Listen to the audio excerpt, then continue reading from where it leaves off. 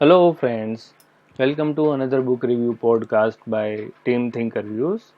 Today, we are going to talk about an interesting historical fiction.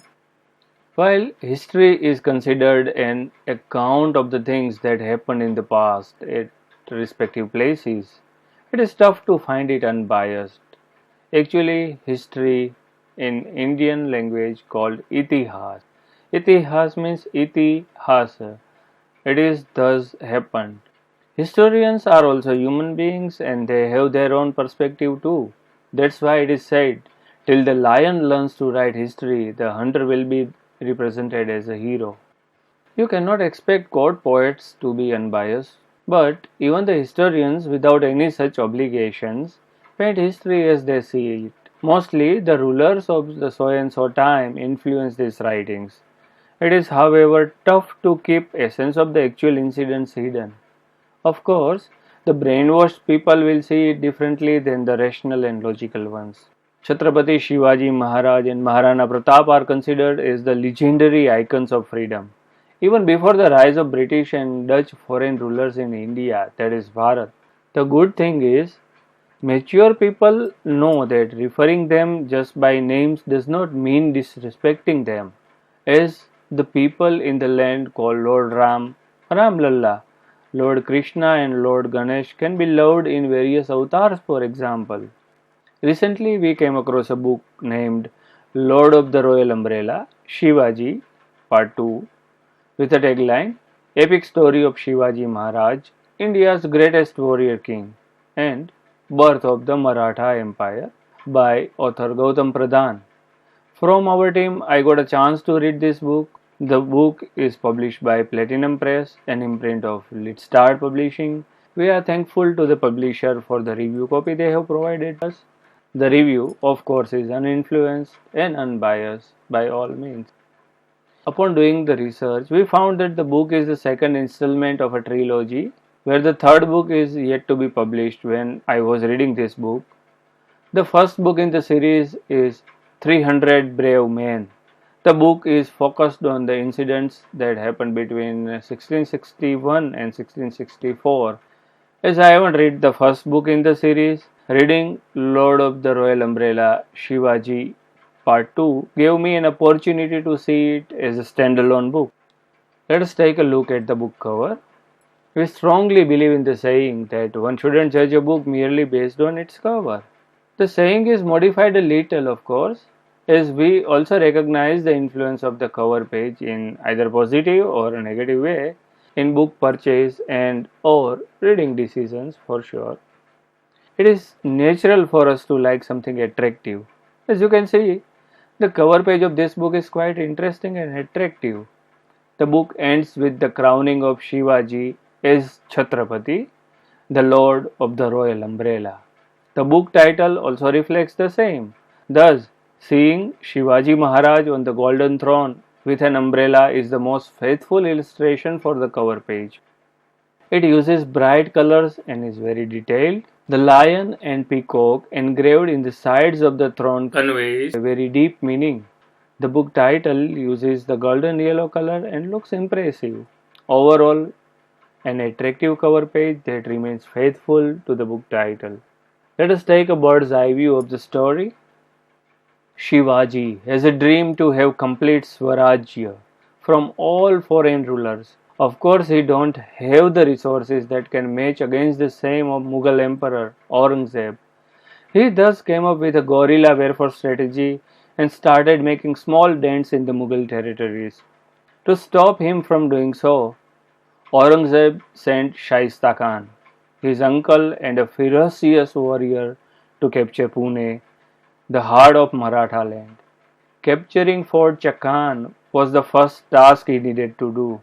The book starts with the capture of Lal Mahal and other areas by Shaista Khan. Over the course, the story explores various battles, both physical and emotional. How Shivaji kept capturing various areas of Maharashtra and Konkan region comes next. Also, Shivaji's relation with the Adil Shahi in Deccan or Dakhan are explored as required. Why Shivaji need to surrender to Aurangzeb when battling against his commandant Mirza Raja Jai Singh? is also explored in very detail. From Shivaji's capture in Delhi to his escape from there is also talked at length.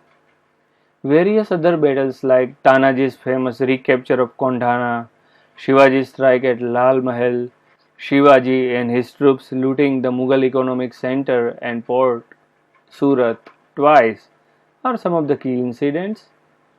The book ends with Shivaji's crowning as Chhatrapati.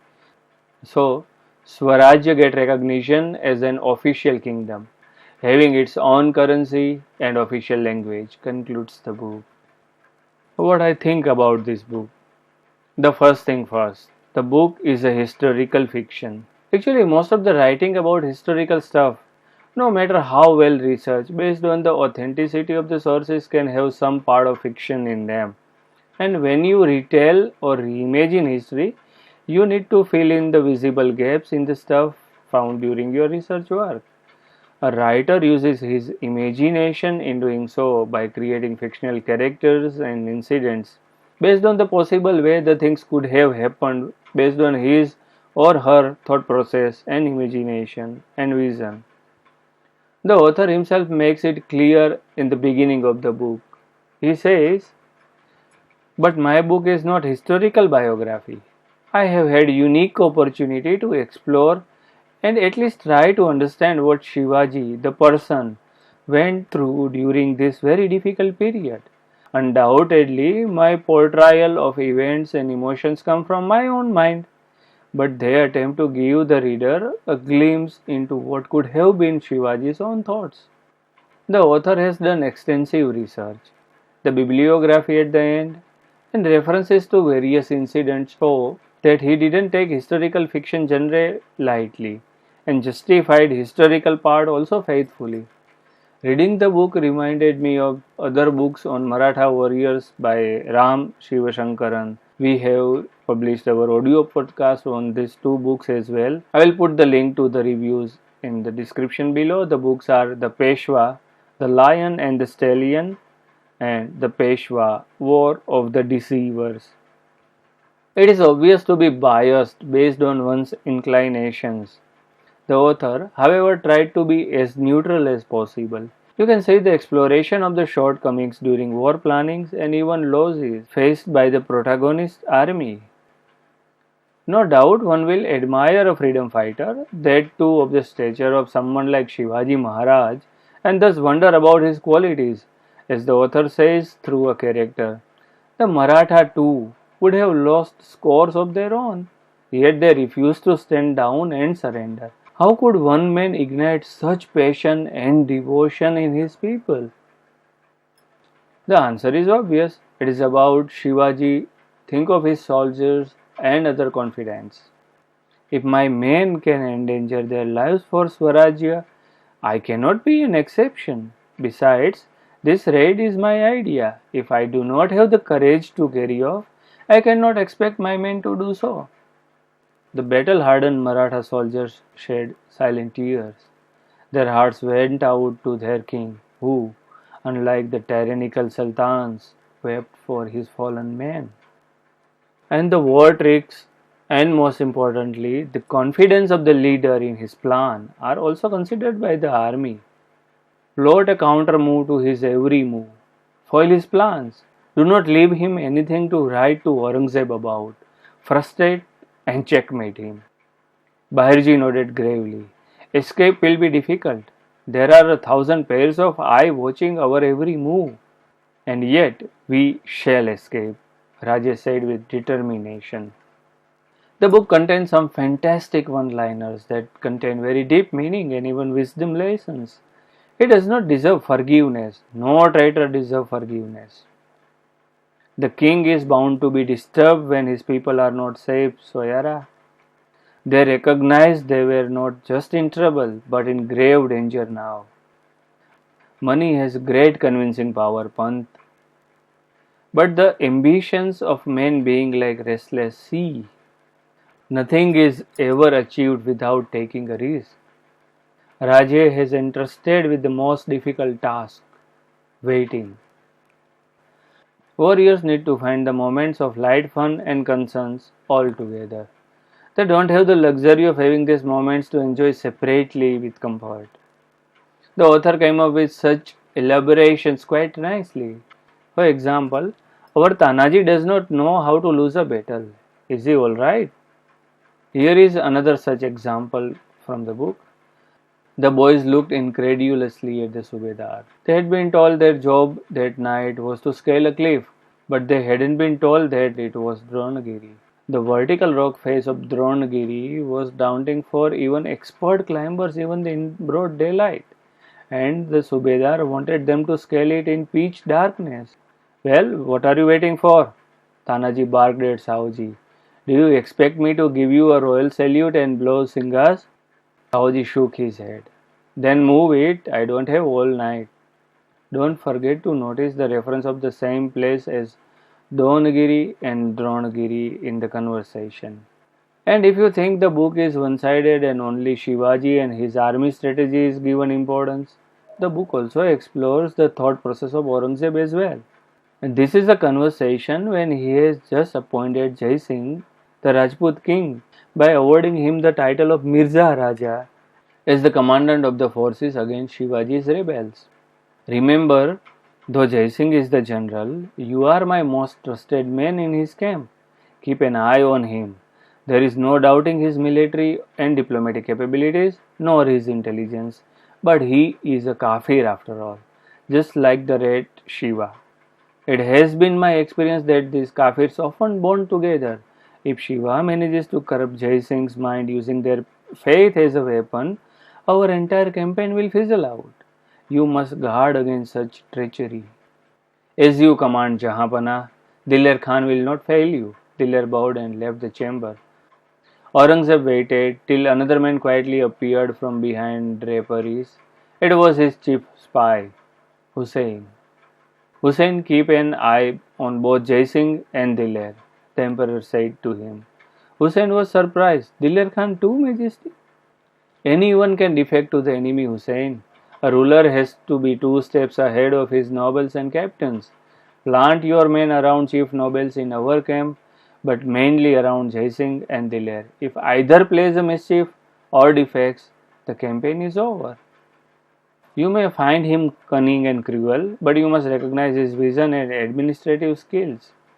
The same way the promise of safety in Delhi given by Jai Singh is fulfilled by Ram Singh, even by putting his own life in danger for more than once. It is elaborated in detail. So, the author tried to give their rightful due to everyone. Then, please request His Majesty execute me before he touches the Raja, Ram Singh declared. Muhammad Amin was taken aback. Of all the things he had expected the Rajput to do, this was the most surprising. He knew the hidden meaning behind supposed request. What Ram Singh actually meant that he would not allow anyone to touch Shivaji as long as he himself lived. Kunwarji, have you considered what you have said? The Mir Bakshi asked. Yes, I have. My father sent Shivaji Raja to Agra with an assurance of safety under my security. It is a Rajput's promise, and it shall be kept at all cost. Now tell me, Mir Bakshi Sahib, will you take my plea to the emperor? And these lines have come from Tanaji, the ferocious warrior. Then so be it. Tanaji growled at him. It was 3-1 when we started out. Now it is 5-1. How does that change our agenda? We came here to fight, so we fight. The advice Shivaji gave to his son Sambhaji when sending him alone as a security bait with Jai Singh at Delhi, as per the treaty, is an interesting read. It is one of the best advice a father can give his son. It contains mixed feelings. Remember, in the Mughal camp, you are the Maratha prince. Be mindful of the etiquette that has been taught you. Mirza Raja Jai Singh is the general of the Mughal army. You must give him due respect. Be fearless, but not careless. The author has explored the way Shivaji behaved differently in different situations in a very impressive manner. Rather than using too many words, he went ahead with simple yet effective lines like Raje's mind has been numbed by these reserves. He needed some time away from campaigns to heal the wounds, not just to his body, but also to his soul. Shivaji Raje walked forward, Shambhu beside him, but neither his head bowed nor were his eyes on ground. Back straight and head held high, he looked the emperor in the eye. Shivaji Raje knelt before the shivling and touches the head to the ground. He willingly did in front of Lord Mahadev what he had refused to do before the emperor. If an author can go this much deep in the psyche of his characters, he has complete control over them, no doubt. And there are emotional lines exploring relationships very realistically. Mother, how did you know it was me? You didn't even look. Raje asked, surprised. Jijabai turned to him and said, Shivba, a mother can recognize her son's footfall without seeing. The book ends with the following interesting lines. They summarizes the book really well. The ministers beamed with pride. What a wonderful thought, Highness. Moropant voiced their collective feelings. Our own kingdom, our own king, our own official language. We have waited far too long to see this day. I have found some of the line containing errors that could have been written better that I have mentioned in our review article, as some of the proofreading errors can be read properly rather than talk about. In addition to having a large number of characters and giving proper justice to all of them, the author has also integrated relevant maps at various places.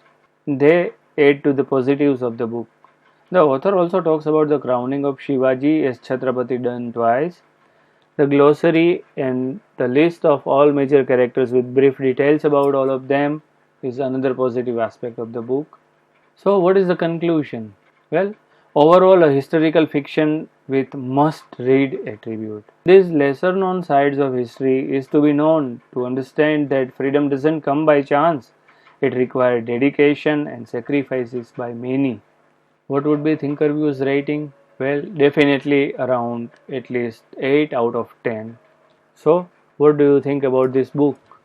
What do you think about this book review? Have you found this review help you in making your decision to buy or read the book in any way? Do not forget to share this article with your friends, family members, or any other book lovers whom you may think this book would interest to. And yes, do not forget to subscribe to our channel, as we are going to bring many more such book reviews for you in the coming days. Till then, bye bye, take care, namaskar.